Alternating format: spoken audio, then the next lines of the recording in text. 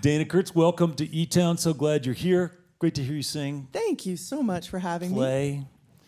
Play. New Jersey, older siblings. So you got to actually be influenced by them. What kind of music was going on in your house when you were growing up? What did your parents like to hear? My parents dug classical music and Broadway show tunes. And Broadway show tunes wound up being a big influence, actually. Yeah. Yeah, because they listened to the golden age of Broadway, so it was all the Rodgers and Hammerstein and it was all the good stuff. Did they take you into New York when you were kids to see shows and a stuff? lot, yeah. We were theater people. So you got a sense that this was something one actually could do.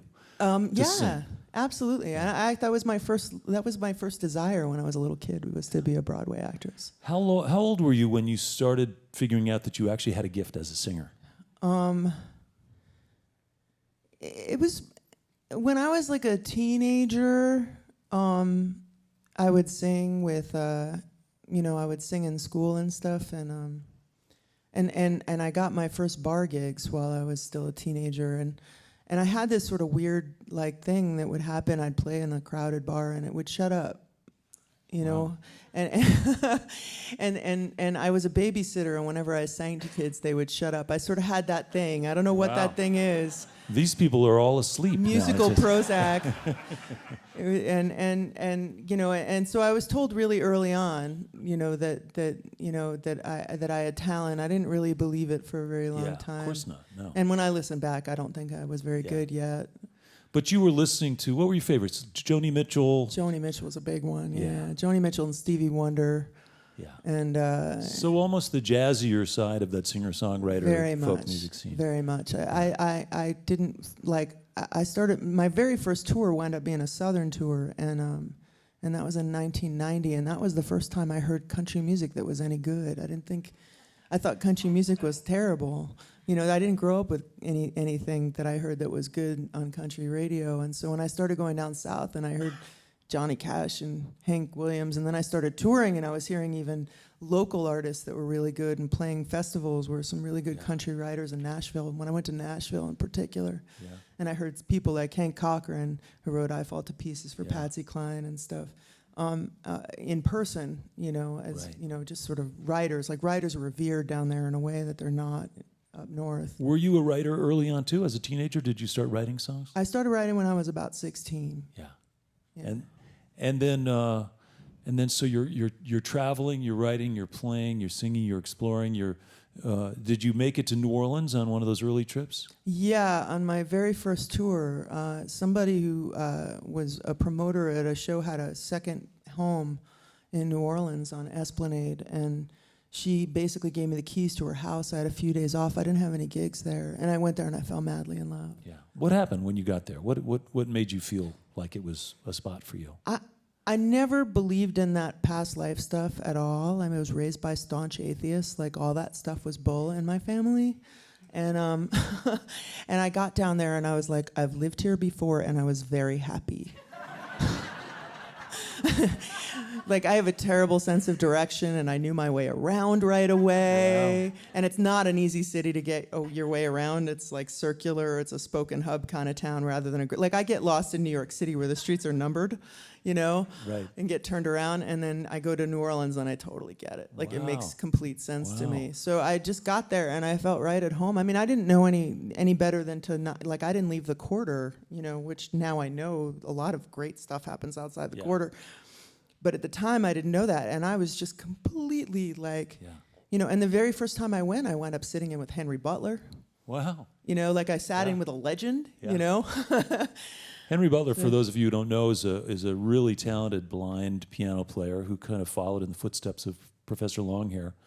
And coincidentally, when he was displaced by Hurricane Katrina, moved to Boulder and lived here in this community for a little while. I didn't know that. And then found his way, obviously, back to New Orleans. But we had some fun when he was here.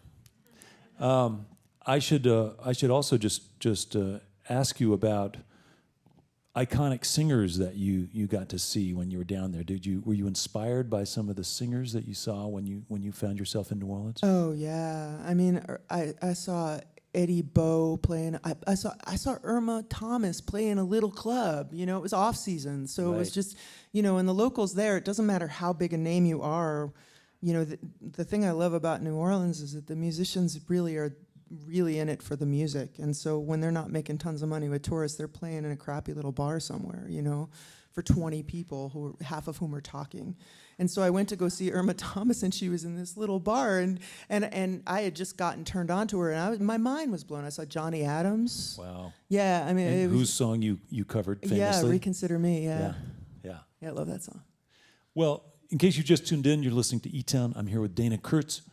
I'm wondering about. I suspect that as you kind of proceeded with your career and you made, you know, inroads and fans and started performing more, you were approached by record companies and people thinking about ways in which they might help you make it in the music business, right? Yeah. And it wasn't my favorite time of my life, but yeah, that was there. and as I understand it, you ran into this problem where people would say, "Wow, she's amazing. I don't know what to do with her. I don't know what categories to put her in." Yeah, that happened across the board. What would always happen is that the A&R guy would fall in love, and sometimes even it would get up to the head of the label would fall in love. And as soon as it got to the point that the money people were brought in and the marketing people were brought in, they'd say, "I have no idea how to get this girl to radio." Yeah, and it would go away. Radio is both the goal and the obstacle. Yeah, it just didn't. Yeah. It didn't work. But I'm no regrets though. I've had really a pretty amazing life and career. Yeah. Well, you know what's interesting is New Orleans is a place where those labels don't really matter. No. What kind of music do you play? Music. I play music. It doesn't matter at all. Yeah. It's one of the reasons I'm drawn to it. Yeah. Like in New York, you know, you're over the age of 30 and you're washed up. You know, and in New Orleans, they don't even take you. In the blues and jazz world, you're barely taken seriously till you're in your 40s. Yeah. And you know, because that's when you really have something to say, and that's when any instrumentalist knows, as soon as you hit your 40s and 50s, you're really in your prime. You kind of know what you know when not to play, and New Orleanians know that, and so if you know, there's pretty young, talented things that come out of New Orleans, and everybody's like, yeah, they're a good kid. And they're just sort of sitting around waiting until they have something to say, you know. And then there's Alan Toussaint. And then exactly, and people gig until they're wheeled off stage in a box, basically. I mentioned that both you and Eric obviously has been living in Europe since 1970 or in Scandinavia, and you have great success in Europe. Yeah. And so it's interesting. Lucky. Yeah, but I think it's also sort of the same thing where a European audience may, and maybe you can tell us this if this is true, but I suspect they are less focused on the compartment that they might put your music in. A lot less focused. It's not. What I've noticed, actually, it's interesting. In each country, I'm marketed as something a little different. You know, I won a country music award in Spain, and I play jazz clubs in Germany, and I'm an Americana artist in the Netherlands. It's really kind of random, but it doesn't really matter quite so much. In America, you hear the word Americana, and you think of this very specific Willie Nelson, Lucinda Williams kind of twang. And you hear the word folk and you think this certain thing, and you hear the word blues and you think this certain thing, and it kind of blurs a little bit more, which is good for me. I wasn't sure I really liked the way you used the word twang as sort of pejorative. I think twang No, is I actually, love twang. Okay, good. Just checking. I'm a big fan of twang. Don't get me wrong. As am I. And then you also spend a lot of time in your log cabin in the woods of Vermont. I mean, that's they don't care much about labels for music up there either, probably. No, I don't work much up there either. I just write up there. It's family land. My folks bought a little place and built a cabin on it to retire in, and now it's mine. But in the 70s they bought it, and it's just this beautiful patch of land, and it's always where I felt most at home writing. It's really remote and really beautiful and calm. So it's a system that works pretty well. Yeah. Right in Vermont. I don't have to spend the summer in New Orleans, which as a Yankee, I'm not cut out for that. Yeah. I'm just not. Yeah. My hair gets really big, frizzy, and I get really cranky. Well, there's a song that you're going to do later on for us here today called "Raise the Last Glass." Is that what it's called? Yeah. So it's kind of, mentioning that your household growing up, your parents were devout atheists. This is a bold song in a way. You're kind of challenging this concept of, what would Jesus think now, and what if the sort of end times are man-made? What if the planet is really the only one we got, and that kind of stuff? What's that? What's the genesis of that song? I call that song a drinking song for the apocalypse. I've always been one of the reasons I've been very drawn to the South, as soon as I started touring in 1990 when I was pretty young. And I was actually drawn to the religiosity of the place. And I was always drawn to gospel music as a very young kid too. I'm really drawn to belief, and I don't feel like you can make music without believing in magic in some way, Like I never really completely, bought into the whole, like, my parents are really rational, very, humanistic. They're ethical culture, if you know that really, that whatever that is, that belief system.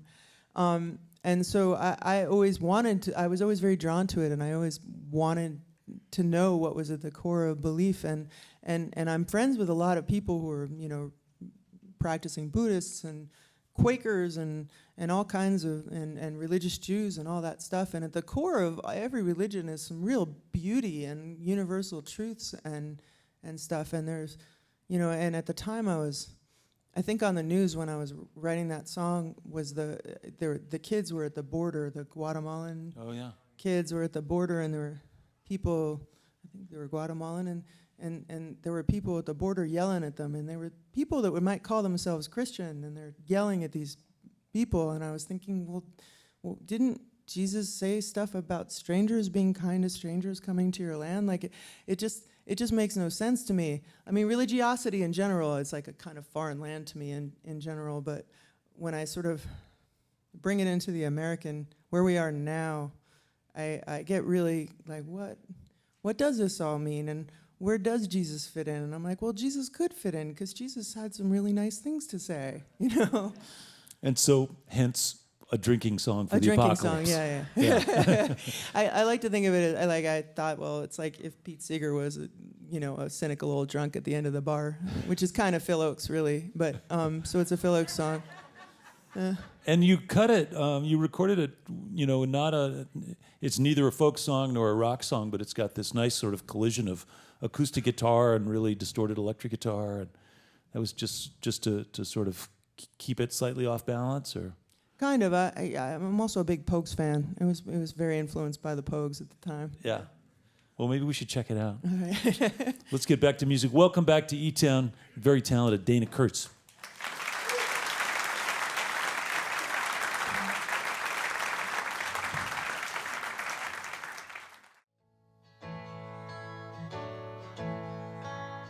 I need someone bolder.